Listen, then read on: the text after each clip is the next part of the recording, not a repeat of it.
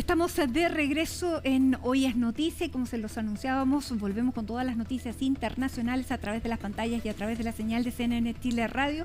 Ya está Alicia Contreras, Conexión Global en pleno, con muchísimas noticias y muy variadas que vamos a comenzar en el frío Toronto. Muy buenas tardes. Muy buenas tardes, Mati. Vamos a partir de inmediato con una noticia que ocurrió hace pocos minutos. Este avión de Delta Airlines que se estrelló cuando intentaba aterrizar en Toronto, Canadá. Tenemos las imágenes y este avión queda completamente dado vuelta después de estrellarse al intentar aterrizar. Había nieve, ¿no? Así es, nieve y fuertes vientos se registraban justo a esa hora en Toronto. Todavía no se sabe las causas de por qué se estrella esta aeronave, pero hasta ahora no hay ningún muerto. En este avión viajaban 80 personas, 4 de ellos tripulantes. Venía desde Minnesota y llegaba entonces hasta Toronto. Según las autoridades que están trabajando rápidamente en el lugar, porque además este avión se incendió, entonces tuvo que acudir bomberos a la zona. Según lo que se sabe, hay 15 personas que resultaron heridas y 3 de ellas están en estado crítico. Uno incluso es un niño y es por eso que siguen trabajando en las labores entonces para apagar este incendio de esta aeronave, y a todos los pasajeros los que están heridos fueron trasladados a hospitales. 80 personas en total, pero solo 15 entonces heridas. Se está investigando qué fue lo que pasó, pero a esa hora había fuertes vientos en el lugar y es por eso que también se cree que podría haber estado relacionado entonces con las causas de por qué se estrelló este avión de Delta Airlines, un avión de pasajeros entonces que venía desde Minnesota y llegaba entonces hasta Toronto. El aeropuerto fue cerrado y los vuelos que iban a ese lugar fueron desviados hacia otros terminales aéreos. Se sigue trabajando entonces, no se sabe las causas, pero hasta ahora por lo menos no hay ningún muerto a raíz de este accidente en Canadá. Seguimos ahora y nos vamos a Europa, a la Unión Europea, porque hoy se realizó una cumbre de emergencia a raíz de las negociaciones que está iniciando Estados Unidos con Rusia para terminar con la guerra en Ucrania. Hoy se reunieron de emergencia, entonces este sábado se convocó esta cumbre y hoy llegaron a París distintos líderes de los países europeos. Ahí vemos a Pedro Sánchez, Giorgia Meloni, Keir Starmer, entre otros, quienes acudieron al Palacio del Eliseo en París para tratar entonces la estrategia que va a tener Europa ante estas conversaciones. Acá lo que teme Europa en sí es que los dejen de lado en las negociaciones que está sosteniendo Estados Unidos y Rusia para terminar con esta guerra en Ucrania. Acá hay temor porque esta guerra de Rusia a Ucrania se traduce básicamente en una guerra a Europa, se dice, pues ellos temen entonces por la seguridad de todo el continente y es por eso entonces que no quieren dejar que los dejen de lado en estas conversaciones. Asimismo, además, aseguran que la seguridad de Ucrania es también la seguridad de Europa. Recordemos que los países europeos han ayudado en gran medida a Ucrania a sobrellevar esta guerra que ya va a cumplir 3 años. Después de esta cita que ocurrió durante esta tarde, concluyeron entonces que no se puede imponer una decisión a Ucrania que se logre solo entre Estados Unidos y Rusia. Escuchemos lo que dijo el canciller alemán y también el presidente del gobierno español.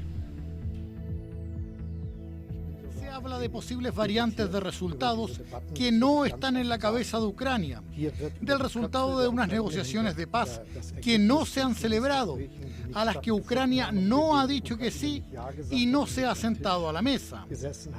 Es totalmente inapropiado, para decirlo con toda franqueza y honestidad. Ni siquiera sabemos cuál será el resultado.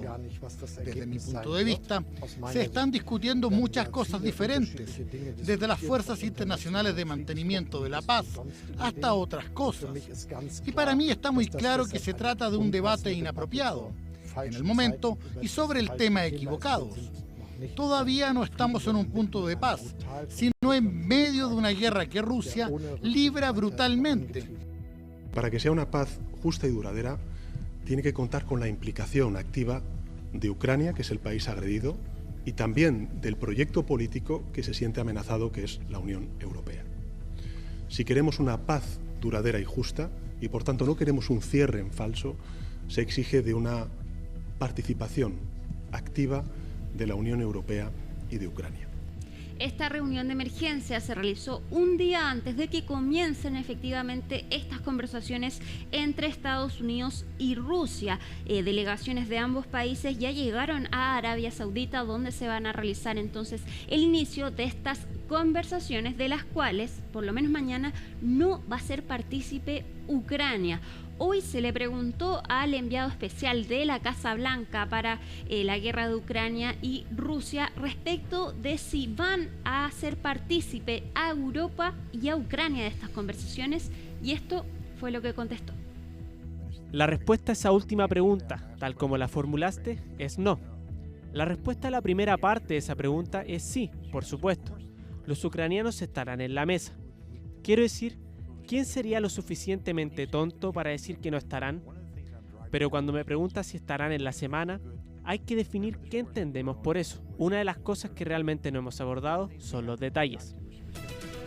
Mañana entonces se va a realizar esta primera reunión en Arabia Saudita entre las delegaciones rusas y estadounidenses. Rusia también confirmó que no va a ser partícipe a Europa de estas negociaciones, y es por eso que crece el temor entonces de la Unión Europea de que sean dejados de lado de estas negociaciones y que finalmente solo sea un acuerdo entre Estados Unidos y Rusia. Llegaron entonces los líderes diplomáticos a Arabia Saudita. Tenemos de hecho las imágenes, y también al parecer acá Rusia tiene la ventaja en estas negociaciones, porque se le preguntó al ministro de Asuntos Exteriores ruso respecto de si habrá concesiones territoriales con Ucrania. Recordemos que en 2014 Rusia invadió ilegalmente la zona de Crimea, y ese es uno de los puntos álgidos entonces que dio inicio a esta guerra que finalmente comenzó en febrero de 2022. El canciller ruso dio a entender que no dejarán espacio a concesiones. Escuchemos lo que dijo. ¿Qué concesiones territoriales en general, qué compromisos está dispuesta a hacer Rusia para alcanzar un acuerdo de paz de este tipo? ¿Quiere que nos hagamos una idea de las negociaciones para resolver el problema de que todavía hay que ceder algunos territorios? ¿Cómo cederlos? ¿Con gente, con rusos o sin gente? ¿Solo con tierras raras? Si hablamos de diplomacia seria, es mejor entender primero la historia del asunto y ver por qué el idioma ruso está prohibido en todas las esferas de la vida en Ucrania y por qué la Iglesia Ortodoxa Ucraniana canónica está prohibida allí. Y aquí dicen que son necesarias las concesiones territoriales. ¿Para qué? Para que los rusos puedan ser destruidos allí como lo están siendo ahora en la región de Kursk y en otras regiones de la Federación Rusa.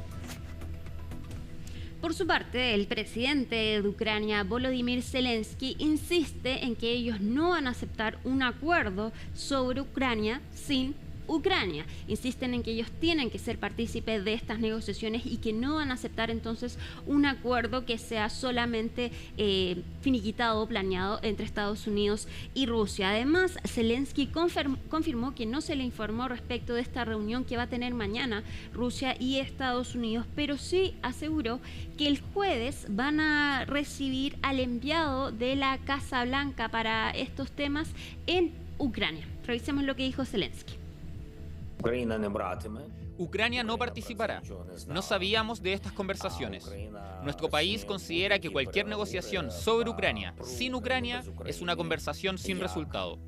No podemos reconocer ningún tipo de acuerdo sobre nosotros sin nuestra participación. No reconoceremos ese tipo de acuerdo. Vamos ahora a Argentina, porque en 10 minutos más, a las 8 de la noche, se debería publicar la primera entrevista a Javier Milei después entonces de este escándalo de estas criptomonedas en el que al parecer se movieron $4.000 millones solo en minutos. Esta criptomoneda Libra que él promocionó en sus redes sociales y que en minutos se desplomó y dejó pérdidas millonarias. Finalmente, Javier Milei ya fue denunciado ante la justicia argentina y también ante la estadounidense por estafa y asociación ilícita. Hasta ahora no se ha referido respecto a este tema más que los tweets que ha publicado, en el que dice que borró entonces este tweet respecto de esta criptomoneda Libra porque no tenía más información y que de ninguna forma él estaba patrocinando este emprendimiento, como él señala.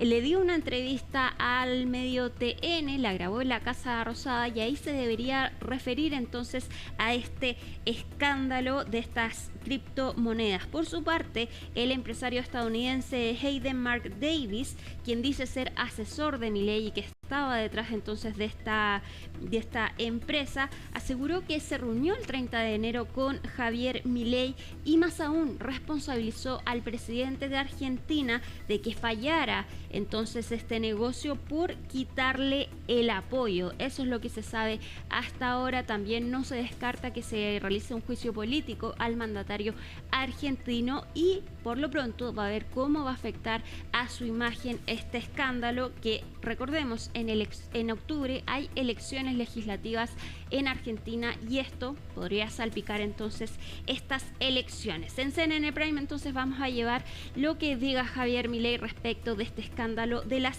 criptomonedas. Cambiamos de tema y ahora nos vamos al Vaticano porque el Papa Francisco sigue hospitalizado a raíz de esta bronquitis y hoy la Santa Sede comunicó que tiene una infección polimicrobiana en el pulmón, que está sin fiebre, está estable, pero que va a tener que continuar hospitalizado para recibir el tratamiento. Fue el viernes pasado cuando el Papa Francisco, quien tiene 88 años, fue ingresado al hospital por esta bronquitis que ya lleva días con esta enfermedad y, según se dijo, para someterlo a tratamiento y a exámenes. Hoy entonces se confirma esta infección que mantiene el sumo pontífice, pero se asegura que está por lo menos hasta ahora estable y sin fiebre. Ahora, se habla de un cuadro clínico complejo y cuando hablan de un cuadro clínico complejo desde el Vaticano quiere decir que la situación es muy seria porque no hablan de un estado estacionario o de mejoría, sino que lo que dicen es un cuadro clínico complejo. Por lo tanto, hay preocupación en Roma, en el Vaticano, por la salud del pontífice que tiene 88 años, como tú bien decías. Así es. Vamos a cambiar de tema y nos vamos a Lima, Perú, porque otra que estuvo hospitalizada fue la cantante colombiana Shakira, quien tuvo que suspender su concierto de Lima agendado para ayer. Hoy confirmó, ahí vemos las últimas imágenes que llegan de Shakira saliendo desde su hotel, confirmó que va a realizar este segundo concierto que está agendado para hoy por la noche. Estuvo 12 horas hospitalizada por un cuadro abdominal, pero fue dada de alta entonces después de esto y va a realizar este concierto que está agendado para hoy en Lima, Perú. Su equipo está trabajando entonces para reagendar el primer concierto que debió ser suspendido por su hospitalización. Además se espera aquí en Chile, por lo tanto también había preocupación. El primer fin de semana de marzo. 1 y 2 de marzo. Aquí. Así que, bueno, seguimos atentos entonces a la salud de Chile. Exacto, pero nos quedan 2 temas más, Mati. A ver. Luigi Mangioni, ¿te acuerdas de él? Por cierto.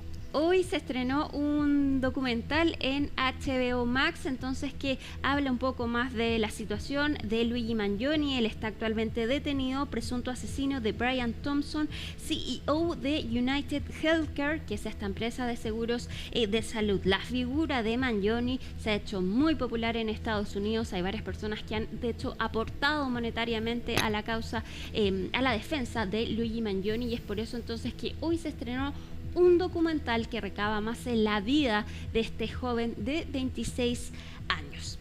Y Vamos a terminar con una noticia lamentable porque a sus 77 años murió Paquita, la del barrio. Ahí la vemos en imágenes. Francisca Viveros Barrada, famosa cantante mexicana, tiene distintos éxitos, por ejemplo, Rata de dos patas. Icónica. El despecho hecho canción. Exactamente. Mis saludos a la tuya es otra de sus canciones. Rata de dos patas, ¿no? Una canción icónica. Icónica. Y no solo la música, también exploró la actuación, participó en 2 películas, decenas de teleseries y según su familia ya hace tiempo tenía problemas de salud, tenía problemas de movilidad y las últimas actuaciones la dio de hecho sentada. A sus 77 años entonces muere Paquita, la del bar.